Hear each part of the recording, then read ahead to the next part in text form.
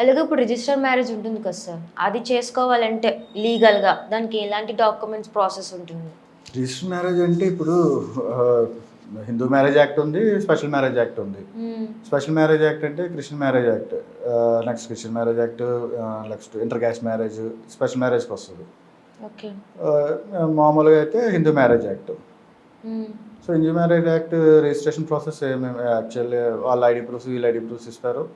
అది చూసుకొని caste certificates అన్నీ ఇస్తారు. క్యాస్ట్ సర్టిఫికేట్స్ అన్నీ చూసుకొని రిజిస్టర్ ఆఫీస్కి వెళ్ళి రిజిస్టర్ ఆఫీసర్ ముందు అపేర్ అయ్యి ఒక 1 వీక్ ప్రాసెస్ ఉంటుంది అంతే. లైక్ అంటే అబ్జెక్షన్స్ కోసం కన్సర్న్ ఎంఆర్ఓ ఆఫీస్కి ఒక చిన్న లెటర్ ఇస్తారు. అది అయిపోతుంది, వెంటనే రిజిస్టర్ అయిపోతుంది, 1 డేలో అయిపోతుంది, no issues. Special marriage act ఏంటంటే అండి, special marriage act inter caste marriage ఉంటుంది. దానికి ఏంటంటే 45 days 1 month to 45 days time ఉంటుంది. ఎందుకంటే కన్సర్న్ ఏదన్నా ఎవరికన్నా అబ్జెక్షన్స్ ఉన్నాయా అని చెప్పేసి కన్సర్న్ ఎంఆర్ఓ ఎంఆర్ఓ లిమిట్స్లో వాళ్ళు లెటర్ పెడతారు. ఏ అబ్జెక్షన్స్ రాకపోతేనే స్పెషల్ మ్యారేజ్ యాక్ట్ చేస్తారు. ఓకే. అది takes time 30 days to 45 days registration అవుతుంది, కానీ సర్టిఫికేట్ రావడానికి. హిందూ మ్యారేజ్ యాక్ట్ అయితే వెంటనే వచ్చేస్తుంది, 1 వీక్లో వచ్చేస్తుంది. అలాగే ఇప్పుడు online marriage register marriage valid అయినా, ఫర్ ఎగ్జాంపుల్ అబ్బాయి అమెరికాలో ఉన్నాడు, అమ్మాయి ఇండియాలో ఉంది, అలాంటి టైంలో ఆన్లైన్ రిజిస్టర్ మ్యారేజ్ చెల్లుతుందా? అది డిపెండ్స్ అండి. కొన్ని కోవిడ్ టైంలో ఆన్లైన్ మ్యారేజెస్ అయినవి కూడా ఉన్నాయి. సో అది వ్యాలిడేనా? వ్యాలిడ్ అంటే అది డిఫరెంట్ కండిషన్స్లో యాక్సెప్ట్ చేస్తారు. నాట్ రెగ్యులర్ కండిషన్స్, డిఫరెంట్ కండిషన్స్లో యాక్సెప్ట్ చేస్తారు. అలా చేసుకోవచ్చా? అదే ఫ్యూచర్లో అలా చేసుకోవచ్చా? అదే అంటే డిఫరెంట్ కండిషన్స్లో ఫ్యూచర్లో మేబీ అంత డిజిటల్ ఉంది కాబట్టి ఆ కైండ్ ఆఫ్ మ్యారేజెస్ కూడా రావచ్చేమో. అసలు అప్పుడు మ్యారేజెస్ కూడా ఉంటాయో లేదో కూడా తెలియదు, కానీ మేబీ రావచ్చేమో, డిపెండ్స్. సార్ అసలు సిఆర్జెడ్ అంటే ఏంటి? సిఆర్జెడ్ అంటే కోస్టల్ రెగ్యులేటరీ జోన్ అండి.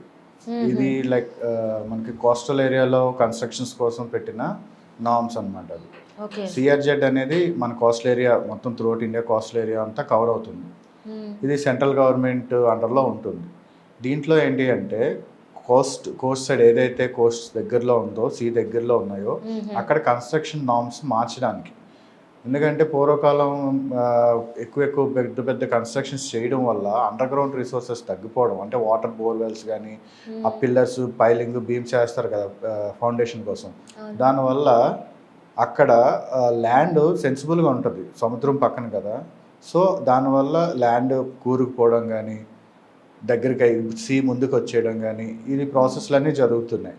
సో అందువల్ల సిఆర్జెడ్ అనేది ఒకటి స్టార్ట్ చేశారు, కోస్టల్ రెగ్యులేటరీ జోన్.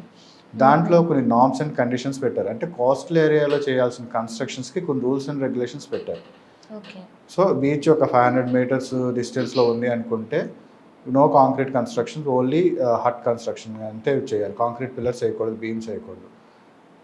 తర్వాత ఒక 1000 meters 2000 meters అయితే సింగిల్ ఫ్లోర్ పర్మిషన్ ఉంటుంది. అలాగా దాని నార్మ్స్ బట్టి 3000 meters అయితే ఒక 4 floors వరకు పర్మిషన్స్ ఉంటుంది. 2 floors పర్మిషన్స్ ఉంటాయి కొంచెం దగ్గరగా ఉంటే. సో ఈ నార్మ్స్ అన్నింటిని పెట్టారనమాట, సిఆర్జెడ్లోకి వస్తాయి. అలా కాకుండా కొన్ని కన్స్ట్రక్షన్స్ సిఆర్జెడ్లో చేస్తున్నారు అని అడుగుతారు చాలామంది, బట్ విత్ పర్మిషన్ అనమాట. అంటే ఆ కన్స్ట్రక్షన్ డిఫరెంట్ ఉంటుంది. రెగ్యులర్ కన్స్ట్రక్షన్ ఫౌండేషన్తో పాటు కాకుండా, పిల్లర్స్ బీమ్స్ కాంక్రీట్ కాకుండా ఆ కన్స్ట్రక్షన్ డిఫరెంట్ కన్స్ట్రక్షన్, అంటే ఐరన్ బీమ్ కన్స్ట్రక్షన్ ఉంటుంది. ఐరన్ బీమ్స్ అనమాట. దానివల్ల అక్కడ ఉన్న సాయిల్కి కానీ ల్యాండ్ కానీ ఎటువంటి ఎఫెక్ట్ లేకుండా కడతారు, ఐరన్ బీమ్స్తో కడతారు. సో ఆ కైండ్ ఆఫ్ కన్స్ట్రక్షన్ అయితే యాక్సెప్టబుల్. సో అందుకని సిఆర్జెడ్ నార్మ్స్లో కొన్ని కన్స్ట్రక్షన్స్కి పర్మిషన్స్ ఇవ్వరు, కొన్ని వాటికి ఇస్తారా. కొన్ని వాటి ఏంటి అంటే ఈ కైండ్ ఆఫ్ కన్స్ట్రక్షన్స్ చేస్తేనే వాళ్ళకి ఆ పర్మిషన్స్ ఇస్తారు. ఒకవేళ పర్మిషన్ తీసుకోకుండా 3 floors 4 floors కడితే ఇమీడియట్గా ఆ ముందే నోటీసులు ఇచ్చి డిమాలిష్ చేసేస్తారండి. అంతవరకు ముందు permission beach side coastal side construction చేయాలంటే ముందు పర్మిషన్ తీసుకోవాలి. మున్సిపాలిటీ పర్మిషన్స్, ఈ కూడా పర్మిషన్స్ ఎలా తీసుకుంటాం, గవర్నమెంట్ పర్మిషన్స్ అని సిఆర్జెడ్ పర్మిషన్ కూడా తీసుకోవాలి. సార్ అలాగే దేవస్థాన భూములు అంటే ఏంటి, వాటిని రిజిస్ట్రేషన్ చేయాలంటే ఏంటి ప్రాసెస్ ఏంటి? దేవస్థానం భూములు అనేవి రిజిస్ట్రేషన్ అవ్వండి. అవి కంప్లీట్లీ ఆ దేవస్థానం చెందిన భూములు, అది వాళ్ళ అండర్లో ఉంటే వాళ్ళే చూసుకుంటారు. అవి రిజిస్ట్రేషన్లు కానీ సేల్ చేయడానికి అవ్వదు. వాళ్ళు ఎవరికైతే అలాట్ చేస్తారో వాళ్ళు వాడుకోవాలి. దేవస్థానం ఇచ్చేయమన్నప్పుడు వాళ్ళు రిటర్న్ ఇచ్చేయాలి. వాళ్ళకి వేరే దగ్గర అలాట్ చేస్తుంది. అంటే దేవస్థానం భూములు అంటే దేవస్థానంలో పనిచేసే అర్చకులకు కానీ మిగతా మొత్తం గుడికి సంబంధించిన స్టాఫ్కి అందరికీ అవి అలాట్ చేసిన భూములు అనమాట. ఓకే. గుడి కోసం ఉన్న భూములు. ఇప్పుడు ఫర్ ఎగ్జాంపుల్ సింహాచలం దేవస్థానం భూములు ఉన్నాయి, చాలా వ్యాస్ట్ ఎకర్స్లో ఉన్నాయి. వాళ్ళు ఆ భూముల్లో గోశాల నడిపిస్తారు, అంటే ఆవులను పెంచి ఆ మిల్క్ తోటే దేవుడికి అర్చన చేస్తారు.